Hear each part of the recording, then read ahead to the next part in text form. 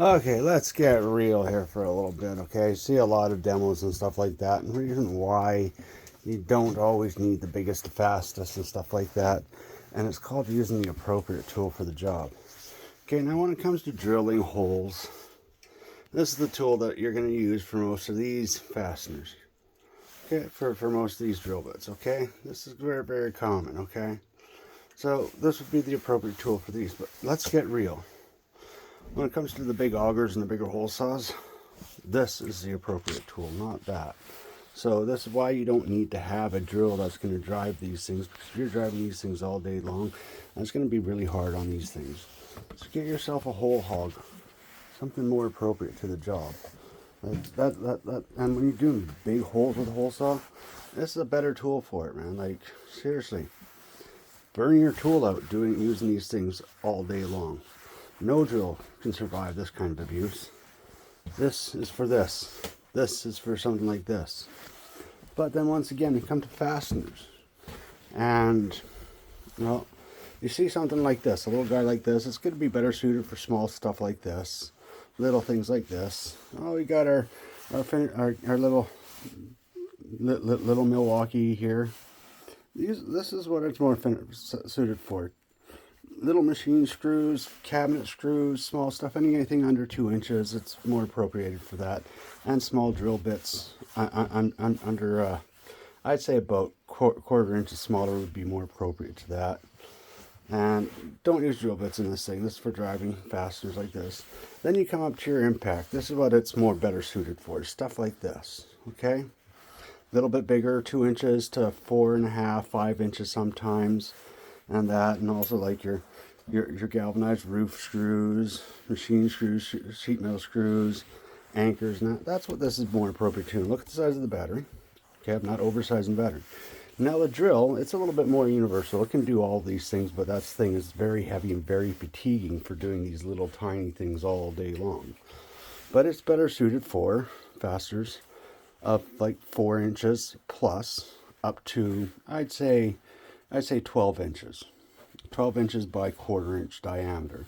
And when it comes to lag bolts, you shouldn't really be doing lag bolts any bigger than this with it, unless you're doing a pilot hole. But that's the thing, is when you get into fasteners larger than these, like anything 3/8 to or ½ inch and larger in diameter and longer than 4 inches, going on to, let's say, 13 inches, 14 inches, you're going to go with an impact gun. You're going to pre-drill your hole for these things and put them in.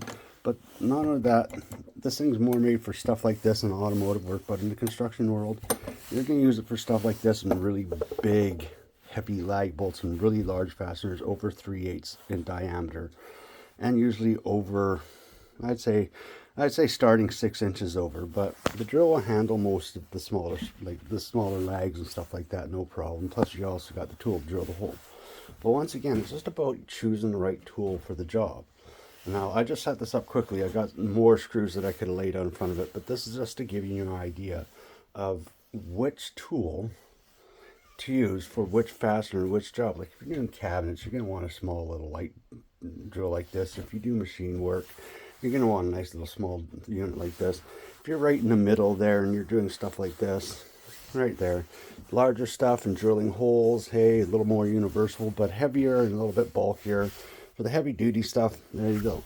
And once again, with drill bits, honestly, these drill bits here are going to be what you're going to use that. And if you go anything bigger than these things, you're going to step it up to a bigger, heavier drill. Like the hole hogs are freaking sweet, and that's what they're made for. This is going to last longer, survive longer than doing that drilling these. So let's get real. We're not using these on the job site to drill these things out. Real contractors got a hole hog for doing this stuff. But just being a little bit more real on this stuff. Like we're doing all these tool tests and that on better, faster and stronger, faster and stronger. I've already explained this. Fasteners and drilling all have speed limits. You can only drill certain materials at a certain speed. You can only put fasteners in at a certain speed and rate. You can only put so much torque on a fastener, a nut, or a bolt. Like there are guidelines on the maximum that you can do stuff at. So you don't always need bigger, faster, better. What the goal is longevity and durability. That's the more important thing. When you're out buying tools, you want a tool that when the warranty expires, you're still going to have peace of mind that tomorrow it's going to be working, the next day it's going to be working, or have a tool that has a lifetime warranty like Metabo and Rigid. Those are great tools because lifetime warranty, people. Lifetime warranty is really good, but they're also durable tools. The Rigids hold up actually better than the Milwaukee and Weather. I'll be honest with that. I've seen a lot of guys on job sites using Rigids, and their tools are holding up better than the Milwaukee stuff is. And they got more than enough power. The Metabo, a lot of smart contractors that work outside in weather use Metabo because the IP rating, the warranty. But that's the thing, we got the peace of mind. It may not be the fastest, it may not be the most powerful thing in the world, but we know it's going to be working every single day. And when it rains or it snows or that thing falls into the river by accident, we know it's still going to work. We got peace of mind. And Rigid, same thing.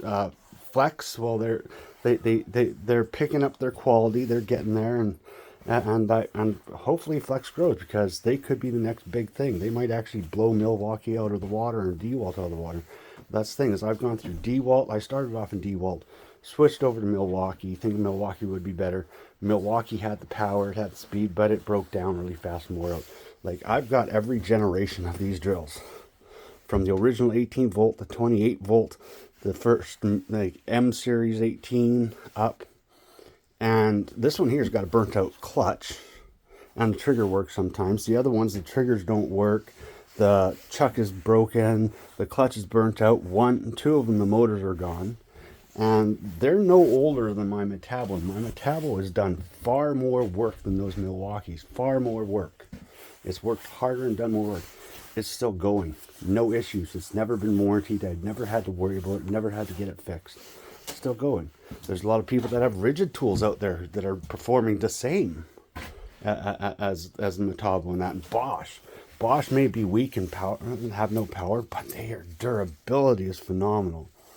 A lot of Makita tools, like Makita's got crap for drills and crap for impact right now, but their saws and their concrete equipment and their grinders, phenomenal.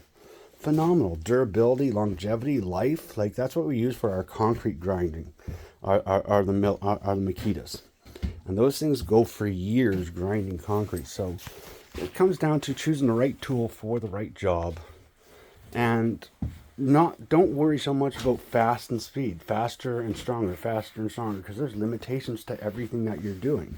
You can only cut a board so fast. So you don't need a saw that's going to go as 9,000, 10,000, 12,000 RPM, because it's not going to make any difference. You can only cut steel so fast. You can only drill steel so fast. You can only drill wood so fast. You can only put fasteners in so fast. You can only torque a bolt down so much. Like seriously.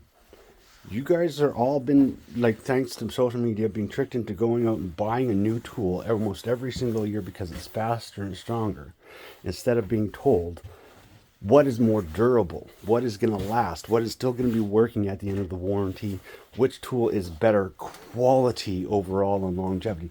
And that's because all these guys, they're going out buying new tools, they do a demo on how fast and strong they are, then they put them up on the shelf. They're not out in the field working with these tools every single day. If you want to know which tools to buy when you're getting into the trades, go to the people, the professionals that are actually using those tools every single day, and get their honest opinion and truth about the tools before you buy it. Like, go to job sites and construction sites. You'll see a lot of guys are still doing cords and air hoses because they're more durable, they're more reliable, and they're more affordable, and they're cheaper to repair and cheaper to replace. But that's the thing, is faster and stronger doesn't really mean a whole lot of things, and doesn't hold up compared to longevity and durability. So when you're buying tools, and especially if they have a warranty, a limited warranty or a short warranty, then yeah, you want to make sure that tool is going to hold up and last, and that at the end of the warranty, you're not going to be stuck having to buy a new one. Like, my biggest pet peeve with Milwaukee is their batteries. They don't last. Every single Milwaukee battery I've ever purchased, after 1 year, I'm having to replace them. My Metabos, I haven't replaced a single battery yet. The Rigids, well, they lasted 2 years, and now I'm starting to replace them. But believe it or not, my guys that have DeWalt's, they're replacing less batteries. The couple guys that I have that run Makita, and like my Makita batteries that I have for like my track saw, my big industrial 12-inch chop saw, and these things are all outside in the weather. Those batteries haven't been I've maybe replaced a couple of them, but that's the thing. But that's the thing, when you buy a tool line that has a lifetime warranty, like Rigid and a couple of the Bosch tools, most of the Metabo tools, that gives you that peace of mind that at the end of there's no warranty that's going to end.